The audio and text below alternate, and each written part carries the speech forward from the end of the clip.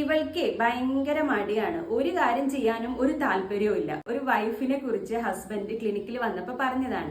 അപ്പൊ നമ്മൾ ചോദിച്ചറിഞ്ഞപ്പോ ഈ ഒരു മടി മാത്രമല്ല, അവർക്ക് വേറെയും ഒരുപാട് ലക്ഷണങ്ങളുണ്ട്. അതായത് അവർക്ക് മുടി കൊഴിച്ചിലുണ്ട്, നല്ല രീതിയിലുള്ള മുടി കട്ടി കുറയുന്നുണ്ട്, നന്നായിട്ട് മുടി കൊഴിയുന്നുണ്ട്.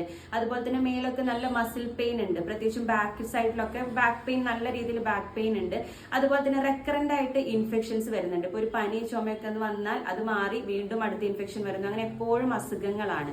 അതുപോലെ തന്നെ കംപ്ലീറ്റ് ആയിട്ട് ഹാപ്പി ആവാൻ പറ്റാത്ത പോലെ ഒരു ഗ്ലൂമി മൂഡാണ് എപ്പോഴും. ഇങ്ങനെ പെട്ടെന്ന് ചെറിയ ചെറിയ കാര്യങ്ങൾ ചെയ്യുമ്പോൾ വരെ ഭയങ്കരമായിട്ടുള്ള ക്ഷീണം, ഇങ്ങനെയുള്ള ലക്ഷണങ്ങളൊക്കെ ഉണ്ട്. അപ്പൊ നമ്മൾ ബ്ലഡ് ടെസ്റ്റ് ചെയ്തു. ആസ് എക്സ്പെക്ടഡ് വൈറ്റമിൻ ഡിയുടെ ലെവൽ നല്ല കുറവായിരുന്നു. സോ നിങ്ങൾക്ക് ഇങ്ങനെയുള്ള ലക്ഷണങ്ങളൊക്കെ ഉണ്ട് എന്നുണ്ടെങ്കിൽ നിങ്ങളും നിർബന്ധമായിട്ടൊന്ന് വൈറ്റമിൻ ഡി ലെവൽ ചെക്ക് ചെയ്യുക.